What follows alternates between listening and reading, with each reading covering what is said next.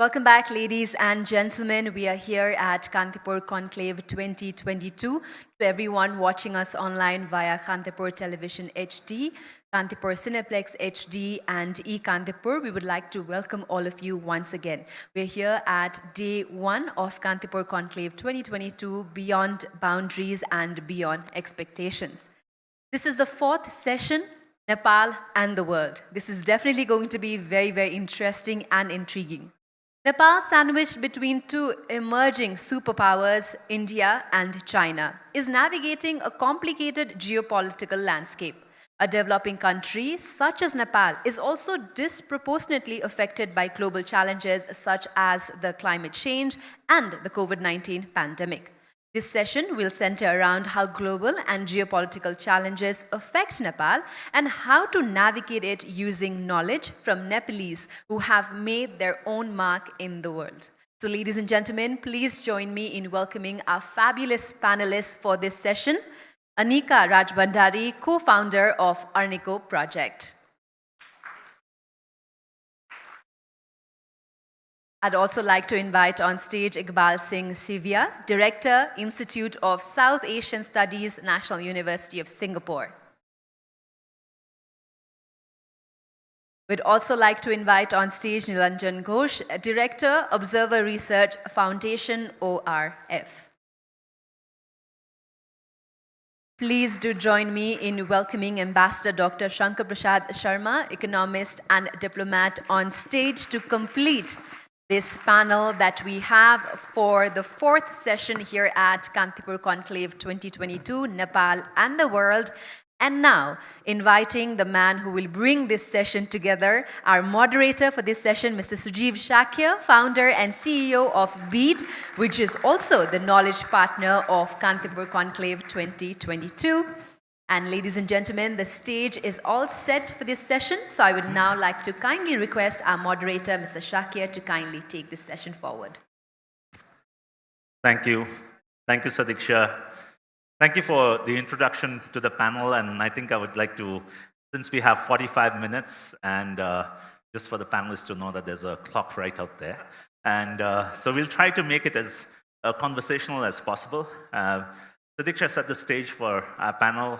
And I think when we are talking about Nepal and the world, for Nepal, the world has changed dramatically in the past 25 years as Nepalis started to moving outside. And we have people, in 180 countries. We have some of the pioneers of the non-resident Nepali movement here. I can see Dr. Upendra Mahto, Balamichane was here. So from there, we have connected beyond India, and then we have China on the north, getting interested in what's happening in Nepal, and also the geopolitics is changing, as as Professor Shankar Menon put up today morning as he was setting the stage with the keynote address. So that's where the changes are. And among the panelists, I think we have Aneka Rajbhandari, starting with the Arniko project, Iqbal Sevea with Director, National University of Singapore, ISAS, Nilanjan Ghosh, ORF, and Ambassador Dr. Shankar Sharma.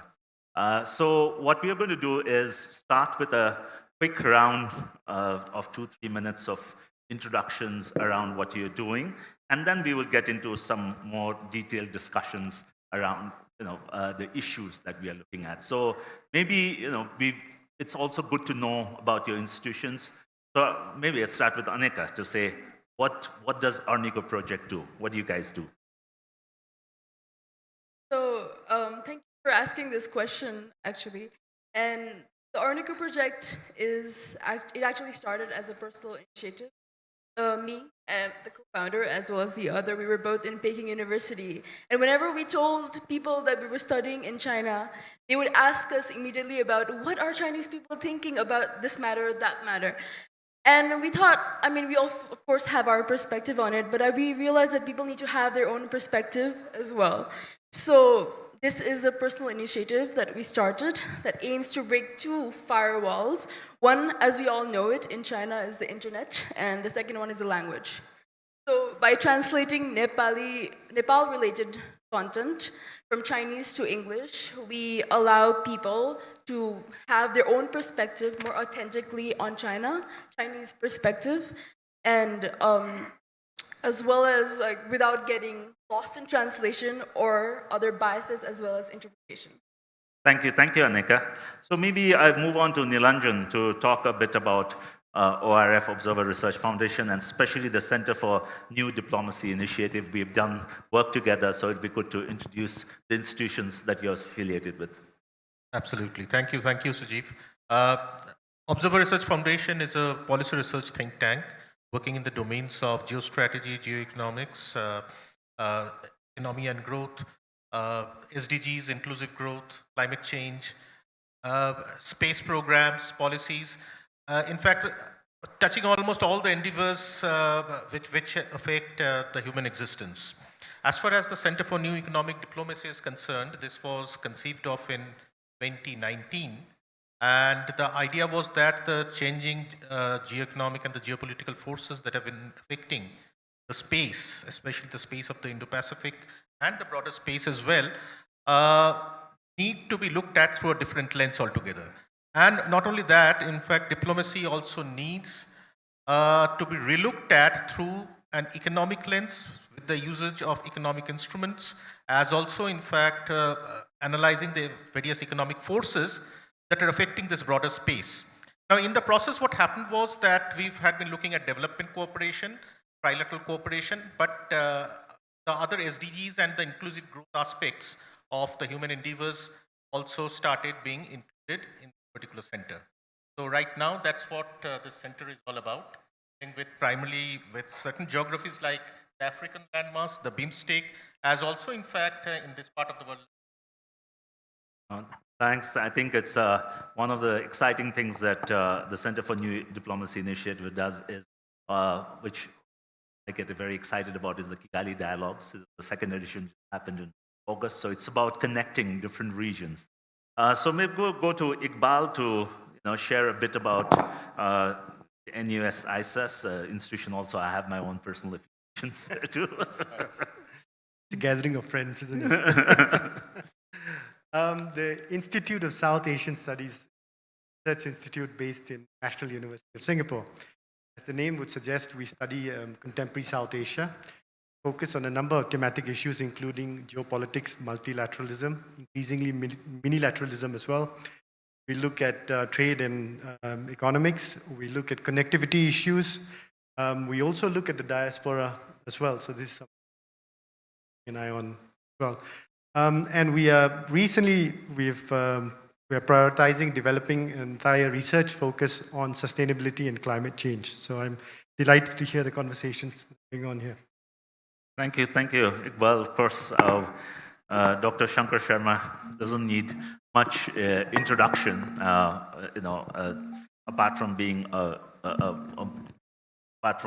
a diplomat. He's worked as in different government agencies here. And I think let me just shift gears and go directly into the area that we keep discussing about. After your appointment as the ambassador to India, you have been very active. At least the social media we see, you've been revitalizing the ties with. So where do you see the changes that are happening in India? How is India seeing the neighborhood, and how are you observing that, and especially on Nepal? So we may start with that. Yeah, thank you, Sujeevji.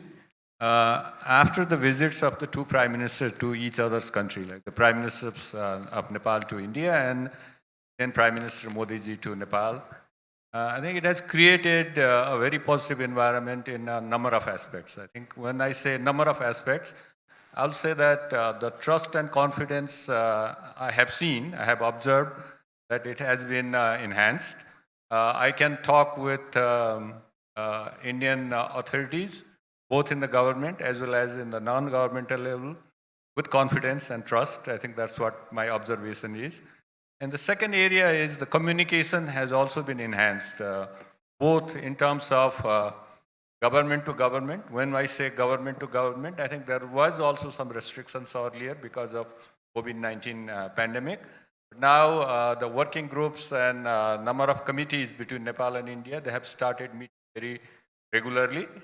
And then if we see in the non-governmental level, I think there has been number of dialogues and discussions between the academicians of the two countries over the last 3-4 months. So the communication has also enhanced. Third area, which is of great importance to most of the people in Nepal, including myself, what will happen and what is the implementation status of some of the issues that has been raised between the two prime ministers in Delhi as well as in Lumbini. But if you go by some of the things that has yet to be published, that has yet to be finalized, that has yet to be signed, there are a number of things that have been taken forward. As for example, the supply of fertilizer to Nepal for the next 5 years, ensure the supply security in the country, that has been signed. And I just asked with some of the authorities days ago, they are very happy in the sense that probably they will get the fertilizer even in a cheaper price compared to the international price. Second area, I think we were talking for the last several years. In fact, we were talking about this Bhairava ICP more than a decade ago. I think that was agreed. Now, fortunately, I think that has land acquisition has been solved in the side. Nepali side has also been solved. Not only that, I think there is a new ICP being taken forward. The energy issue, I don't have to say anything about that. You can see from Kulman Gising's face how happy he is, and then how I think elaborative he can talk about those. Not only that, I think there are a number of projects that has been signed in terms of MOU between Nepal and India. And then hopefully when we have those projects, and that will be guaranteed to supply to India. And then there has been also this training program of the civil servants in Nepal. I think we have been pushing that one for the last several years, taking place very soon. So number of areas, I think, and then we are hoping that over the next 5 to 6 months, probably more activities between Nepal and India that has been raised in the bilateral meeting be taking forward. So I think I am optimistic given the last 4 or 5 months activities between Nepal and India. And then I think once the confidence and trust they are developed, many things can be addressed and. Thank you. Thank you, Ambassador Sharma. So I think let's move on from, so for being in Nepal, if you talk about India, then we have to talk about China. And for this event, we were trying to see if we could get some Chinese think tanks, but there are still travel restrictions in terms of quarantining and others. So we said, okay, why not we get someone from Nepal who's looking at China? And so, Aneka, China has been in the center of global conflicts, and whether with the United States, whether with the current way in which it is aligned as far as the crisis in Ukraine is concerned. So what are some of the, and you've been writing a lot on what's coming out in the Chinese media and what the Chinese perspectives are coming. So what are some of the 2-3 things that are broad strokes we can talk about? And then what are some of the perspectives and how does it relate to Nepal? So as you mentioned that China is definitely in the center of conflict. China is engaging with the world, as well as the world is also having difficulties understanding China properly. And with the 20th National Congress approaching next month, and which will lay the path for China's future, we can definitely expect China to be more inward-looking, as well as more ideologically driven, as we've already seen so far. So I feel like it's also very confusing and conflicting to understand China because they've also made it that way. An example is China explicitly says that they do not want to export the Chinese model. But at the same time, we would also have them doing consultative events, doing experience sharing. And I really hope that these developing countries know the difference between exporting the model as well as learning from the success and failure of it. So, and at the same time, China is also aggressively trying to oppose all of these Western influence in these. So this is kind of conflicting, I would say. Another issue that is that there's a lack of effort, I would see. So recently, last month in August 1, Nepal and China was supposed to celebrate the 67th anniversary. And no effort was made on either side. And I would say this is kind of a dramatic failure.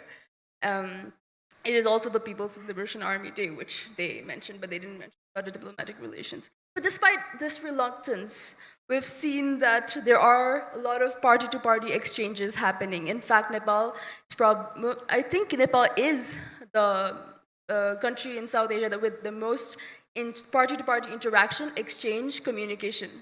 So it's definitely something that we have to consider, that not just state-to-state relations, but party-to-party relation is very important when you're looking at China.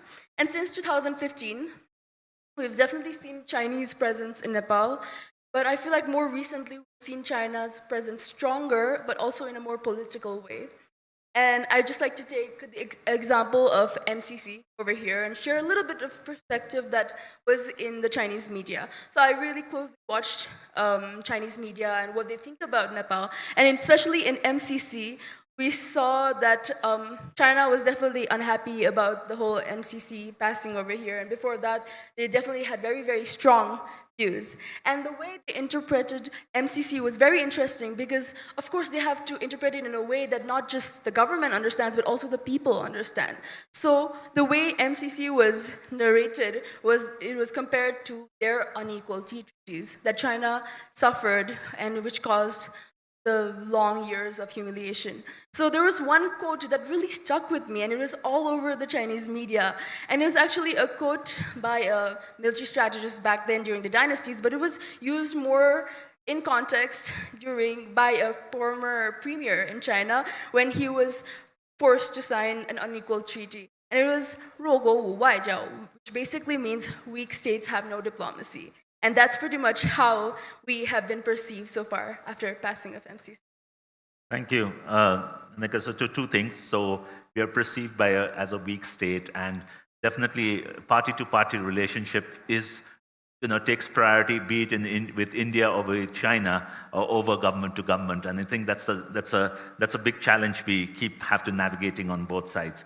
So just turn around to Nilanjan, sitting in Kolkata and looking at the region. Of course, there's India, China, and the region where BBIN you're looking at. So where do you see Nepal in this whole discourse as sitting in Kolkata? We are here, are pretty much inundated on what's happening between India and China. That's where we see, and ways in which opinions are shaped, the way in which perceptions are shaped are so different. So how are you seeing it? And of course, there's been very little physical interaction, a lot over Zoom and phone calls and WhatsApp, so yeah. Right. See, I look at this entire region, an integrated ecosystem from the Himalayas to the Bay. Now, if I'm talking of an integrated natural ecosystem, let me just pose this entire hypothesis in a different way. Let us look at this as an integrated social, ecological, economics. And if I have to look at it in that fashion, then the first and foremost condition that needs to be satisfied is that of physical connectivity. Now, we know, you talked about the BBI and brought that issue.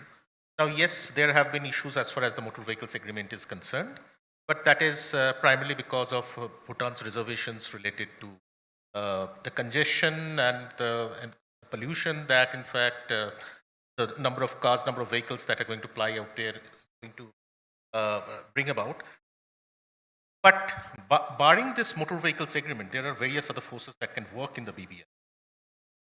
The first is, when I was looking at what we call in trade economics, trade intensity index, there's a huge underutilized potential in that domain, whether it's in the context of export intensity or import intensity. Now, if we create some kind of I wouldn't call it a free trade area barely from that perspective, but suppose, say, an integrated economic zone where not only free trade, but suppose in the context of investment, smooth flow of capital happening all across the zone, then in fact, the multiplier effect of this region in terms of, say, 1 unit invested or 1 rupee, $1 invested, the multiplier effect of that is going to be, suppose it might be the tune of $3 or $4. In fact, very recently we carried out this analysis in the context of India. 1 Indian rupee invested in capital expenditure, that is, say, for physical capital, has a multiplier effect of 2.6. Now think of this region as I said, as a social, ecological, economic system. What is missing here? If I look at, rather reconceptualize this hypothesis as what the United Nations Environment Programme recently came up with in 2018, the inclusive wealth approach, rather than talking only of the GDP. We are talking in terms of social capital, natural capital, physical capital, and human capital. We have human capital, a massive pool of human capital, untapped human capital in this. All we need to do is there has to be enhancement of this human capital through skilling, through education, and naturally bringing in better technology and other things. We have a massive pool of natural capital. Just think of the natural capital that exists in the BBIN. What we have social capital in terms of social relations, embedded social culture, and all these things. What is lacking largely? The physical capital, that is the connectivity, the physical infrastructure, which is going to connect this entire region, the social, ecological, economic system. And this has been convincingly proven in most of the analysis that if these 4 conditions of capital are satisfied, the 5th force of capital, financial capital, will flow to that particular district. So let's work on that. And then you find the FDI, domestic private investment, looking at this entire destination as an integrated economic destination where they're going to invest in, put in their money. So it is not merely from the perspective of a motor vehicle segment. Let us look at it from other forces, trade and investment. Sure. Thanks, Nilanjan. That's a very, so broadening the scope of how we look at the integration. And I think today, this follows what Professor Shiv Shankar Menon said in the morning, to say that how do we look at as an ecosystem. And Dr. Shankar Sharma, I'll come to you later, your views on the connectivity. But I would like to move to Iqbal to see that, how is Nepal viewed in, like you've been with the Institute in ISS, and how is Nepal viewed? Is there a relevance around Nepal? Is there an interest around Nepal, around what's happening in Nepal, in the Southeast Asian regions, in Singapore, around? So this is some conversations we've been having, but, it's something to be good for others to also understand. Sure. Thanks, Sujeev. Given that my fellow panelists have raised the key geopolitical, economic issues, let me take your question head on with the way of how is Nepal studied? Is Nepal studied as well in the rest of the world? And keeping the time ticking away in mind, let me try and address this question with 2 issues. Firstly, how is the study of Nepal framed? And the issue of agency, in the study of Nepal itself, when Nepal is studied. So firstly, very briefly, in terms of framing, traditionally, Nepal in universities and even research institutes and think tanks was always studied and approached in terms of a broader study of South Asia. And the demographic and geopolitical realities of South Asia mean that much of the focus was in India, and after India, Pakistan, and then if there was some space, Bangladesh, then the rest of countries. That's how it generally was taught. And the nation-state idea, the borders were important in this study. However, increasingly, the idea of reframing the way South Asian history and politics is taught is gaining hold. One example that is of importance to Nepal itself would be the idea of academics teaching courses as Himalayan studies, Himalayan history, Himalayan politics, etc. Now, if you look at it from that frame, Nepal is at the core of these studies. Yeah. So this is a growing trend, and I don't want to belabor the point too much here. The other issue is that even with research institutes and think tanks, there's an increasing focus on thematic issues, be it connectivity, sustainability, energy, etc. And I think a number of institutes are belatedly realizing that Nepal is actually very important to all of these themes. So there is an increasing interest. Now, very briefly on the issue of agency. This is where I lament somewhat that the study of Nepal at least in think tanks and institutes, in many think tanks and institutes, is still linked to it being a reactor to what China is doing, what India is doing, etc. And I think that we need to turn that around to look at Nepal's active participation in multilateral forums, but also looking ahead how it will respond to multilateral institutions and the rise of the new ecosystem. No, thank you, Iqbal. I think definitely, looking at the thematic areas and especially around the Himalayas, as you know, from the morning we've been discussing about the climate change, and if you look at the vulnerability around climate change, and it's one of the most fragile ecological area we belong to, and which is connected to the impact that it can have in the region. So I think also the just to uh, add on what's happening in Africa, we see is that how Africa is being looked at as one piece of 54 countries rather than trying to look at the boundaries. And you may have political issues, you may have other issues, but on thematic areas of sustainability, climate change, trade, there has been a lot of integration that has happened, and it's happening at a very accelerated pace, and that also has impacted the geopolitics around, China, US, India, others wanting to get a piece. So I'd come to Ambassador Sharma in terms of, what Nilanjan was talking about, and for us, as somebody who believe in this whole concept of, pointing the concept of East-South Asia, and which is looking at Nepal's connectivity with the eastern parts of South Asia. That's where our future is. So how have you been, experiencing that in the past couple of months as you're sitting in now a very official position? Earlier you're leading a think, the EPI, and looking at it from one perspective, but now from a government representative perspective, how we are seeing. I think there are many things to be done, no doubt about that. One of the areas I think people were talking this morning as well as now is about the integration. When I went to see the Minister for Highways, I think he was for the next 10 minutes giving me examples how you can reduce the cost of doing business in Nepal. I think he is so versed about the cost of railway, the cost of highways, cost of waterways, and benefit of water resource development between Nepal and India. So I think one of the emphasis that has been given now by both governments, and Nepal, as well as business community for the sake of integration, is on the connectivity side. I think when we say connectivity side, I think there are many things that can be done.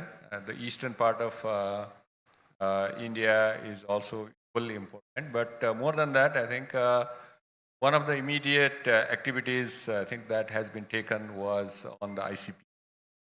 Because if we see today's newspaper, I think there's kilometers and kilometers of trucks waiting to clear the customs in Bhairava. So I think that is one of the areas where we need to improve to reduce the cost of doing this also. Now, the second one, definitely this, I think we have been also talking about the railways, especially from the Indian side. This is Raxaul-Kathmandu Railway. I think they are doing the DPR now. And according to the authorities in India, the cost will be reduced by at least 50%. Similarly, the pipeline that we are talking now of the petroleum, 2 more pipelines, that will reduce the cost of transporting petroleum by billions per annum. So I think the connectivity, whether that's in terms of trade facilitation, integration, or even more bringing more investment in Nepal in other areas, is probably one of the priorities that I see should be taken forward in the future. On the top of that, I think there are a number of issues. Definitely the hydroelectricity. I think there is also the component of transmission line, which is also connectivity part of it. I think that is definitely number one for Nepal, given the high trade deficit with India.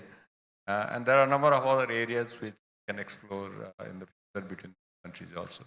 Thank you.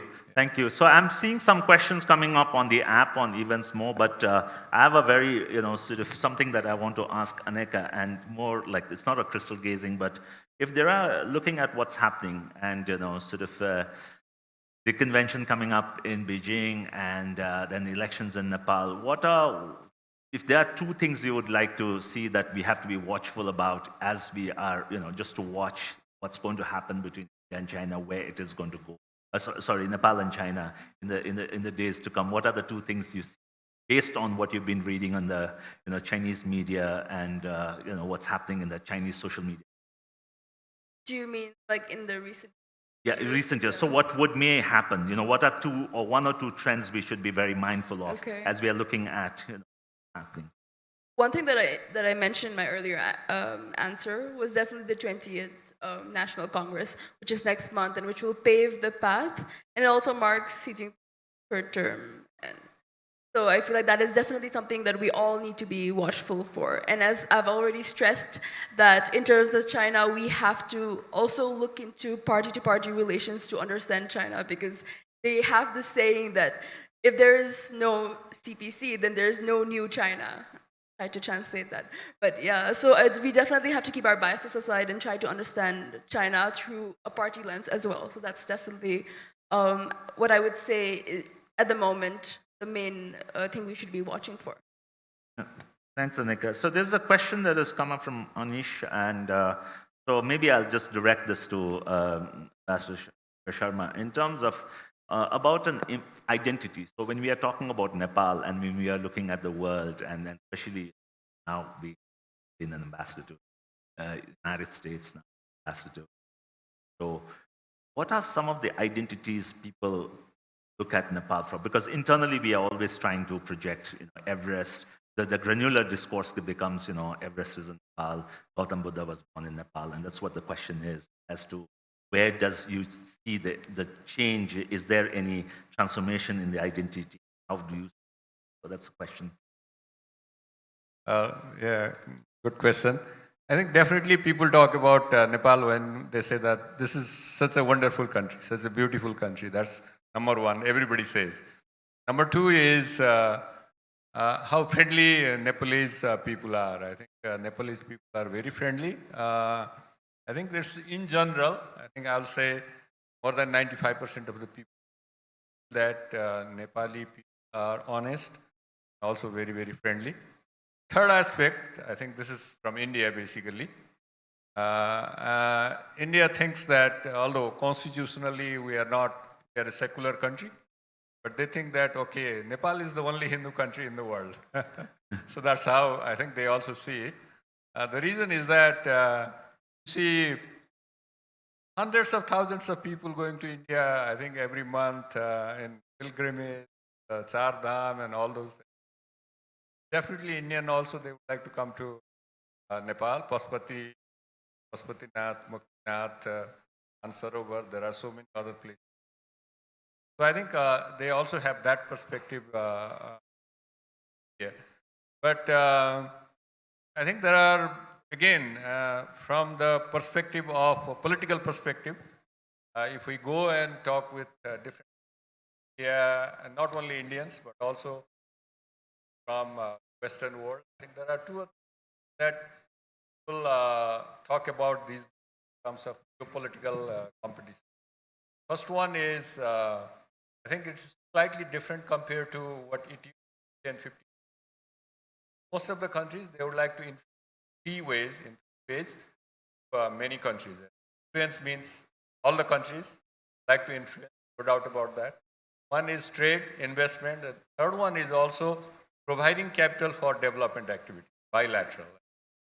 I think that has also been a bigger interest of bilateral countries.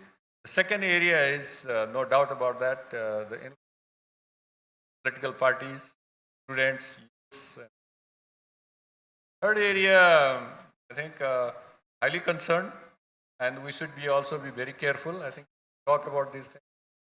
Unwanted people's interventions and activities in the border areas. I think whether we talk about north, south, west, this is one of the major concerns in many countries, not only to Nepal. Plus, the countries supporting those kind of activities, very sensitive in those areas. So I think there are whole lots of political issues and interests, but there are very goodwill and then attractiveness of Nepal in all respects. Thank you, Ambassador Sharma. I think I was so tempted to answer that question because I've been always writing about brand smile being Nepal's biggest identity. So if when people talk about Nepalis, it's about the smile that they always remember about. And I think that we could really leverage. And if you look at in the hospitality industry, in the service industry around the world, and in 180 countries we are there, most of the places we are in the area where it is about front-end, sort of interaction. So be it in the malls of Dubai or in a restaurant Seychelles, or, it could be in a spa in, Scandinavia, you see Nepalis out there. And that's so tempted, so I had to plug in. So I think I would just, when people talk about, during lunchtime, people are talking about, okay, you guys do this conclave, then what happens after that? But I think these are areas in which you also get to meet people, discuss, and then the discussions would continue. So if, especially for Nilanjan and Iqbal, because you are leading to institutions, you are part of two institutions, of course, we have some relationships also in a Economic Forum. So if there were 2 or 3 things that you would like to, so from here, say, take ahead that we could collaborate and see, and to say that, okay, this is what we discussed at the Kantipur Conclave 2022, and this is what we can take up, and definitely partner institutions. So what would be those 1, 2, or 3 things? Nilanjan and So you mean that what should Nepal be doing? Nepal with your institution, so with Okay. your, with ORF, the new diplomacy initiative. So what are 1 or 2 things that you can start doing, and so that there is a sort of an action plan as we go ahead. And Right. I'm also saying this because with India we have our ambassador right here, so we can always leverage his sort of a position in Delhi to see how we can get that into reality. See, at present, in fact, if I'm looking at things in a much more holistic platform, rather than looking at it from a reductionist GDP growth lens only, the biggest asset of Nepal happens to be the natural capital. And next comes the human capital. As for now, when I was just looking at some of these figures, I found that, especially the inclusive growth figures, between 1990 and 2014, natural capital of Nepal actually declined at the rate of 1%. Human capital increased at the rate of 1.7%. There hasn't been any growth, any substantial or mentionable growth in physical capital. Now, issue is that we, again, in most cases, in large parts of the developing world, what we find in it, whether it's in India, or generally South Asia, or Africa, or Latin America, or whatever, we find that physical capital has grown at the cost of natural capital. And that raises a very, very critical concern on the sustainability of the growth process as such. Biggest challenge of Nepal, India, including India, or suppose say Bangladesh, is how do we reconcile between the growth of physical capital and natural capital, right? Because one cannot afford to grow at the cost of the other. And that is where, in fact, we are bringing in this entire SDG paradigm, which essentially talks about the irreconcilable trinity of equity, efficiency, and sustainability. Yes, Nepal needs to bring about the efficiency dimension in its development paradigm. It needs to grow. Every nation needs to grow. We need to develop. At the same time, it needs to have distributive justice, equity, and other things, because poverty is a concern here in South Asia, in Nepal. Similarly, then how do we bring in these two, but without sacrificing on the element where we have the core competency, that is natural capital, the massive pool of the Himalayan waters will bring. Construction of large dams only bring about development. Let us rethink this paradigm again. So possibly, now in fact, it is imperative that we think about this not merely as a monodimensional development paradigm in the context of growth. We need to exploit the value chain that exists in this part of the world, whether it is with Nepal, Northeast India, Bangladesh, Bhutan, including South Sri Lanka. In fact, I'm just talking of the BBINA. Let it be the BIMSTEC as such, as a whole, including Thailand maybe. So this has to be brought into the framework. How can Nepal integrate itself in the broader value chain of South Asia, in the broader value chain of the ASEAN as well, because there's a massive talent, massive potential in the context of the growth of the service sector. And let us face it, Nepal's growth driver is not going to be industry. Nepal's growth driver is going to be the services. Thank you, Nilanjan. Now that's very apt. So there's a work to be done on value chain, work to be done on, somebody had just also had comments on skills, because if it is, then we are not dependent on manufacturing. Then if you're going to do service, then how do you do a skill development? How do you, look at, like if you're migrating, as I say, how do you do migration? You migrate with higher skills. So Iqbal, what would be one or two areas that could be something that we can work together on? Just to add to the points that Nilanjan made, and very quickly, related to this issue is the issue of the demographics of Nepal as well. Very young population. So that's interlaced with points as well. In terms of agenda taking ahead, one of the things I've been very interested about hearing in the panels is we keep hearing South Asia, not India, Pakistan, Bangladesh. It's nice to hear the term South Asia again. I think one of the things that most institutes can do is both broaden their focus, but also narrow their focus as well. And I remember I think it was 1998, Himal magazine, and I must plug the magazine, given that we are Nepal, published a map of South Asia that was upside down. And there were a lot of responses to it. And the tagline was, let's look at, if I remember correctly, the tagline was something to the effect that looking at South Asia in the right way. And I think that's very important. We need to broaden the way we look at South Asia, change the idea of peripheries and cores. But at the very same time, I think institutes also need to narrow their focus, because a lot of issues of trade, connectivity, exchanges, mobility are not central state issues. They're very local issues on the borderlands area. So I think we all collectively need to narrow our focus as well. In terms of agenda going ahead, I'd just like to say two very quick things. One is I have met so many brilliant students. I think all of us need to think about scholarly exchanges. Not just academics, not just established researchers, but student exchanges as well. And that's something that I think should be something we take forward. Thank you, Iqbal. So there are just some questions flowing in. So maybe I want to rephrase that and I'm also looking at the clock to Aneka to see that since we are, this issue keeps coming out on demographics with 70% of our Nepalis being under 40. And when we were growing up, education was in India. If you had healthcare issues, it was India. Now, after the advent of the passports, people have been all over. So how do younger people perceive China and the relationship? Is that going through transformation where there's more interest on what's happening in China? Because you have a lot of followers of what you guys are. And especially among the young people, do you see a paradigm shift compared to some of the older generation? Do you mean those who have been to China? Oh no, I mean just as a perception, general? younger people thinking of China, and is there, how do they perceive it, and what are the reaction to what you guys have been writing and doing?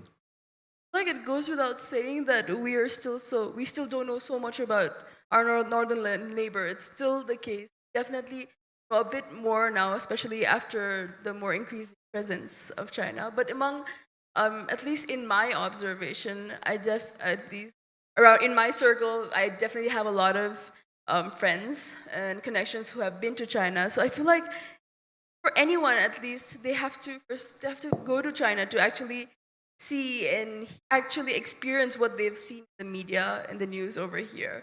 So, but then the reality in ground is I feel like people still find China very mysterious. There are a lot of Chinese in Nepal, and we know that for a fact that they don't really integrate into our society. That's probably why Tamil looks more like Chinatown.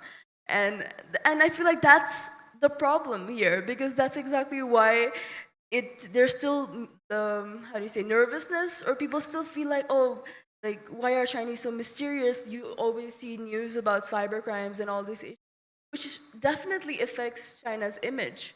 And I feel like there's also a lack of effort from the not just the Chinese people relation, but also in terms of the embassy's effort to their image, which actually they're more focusing on other aspects. So this is just one of my observations.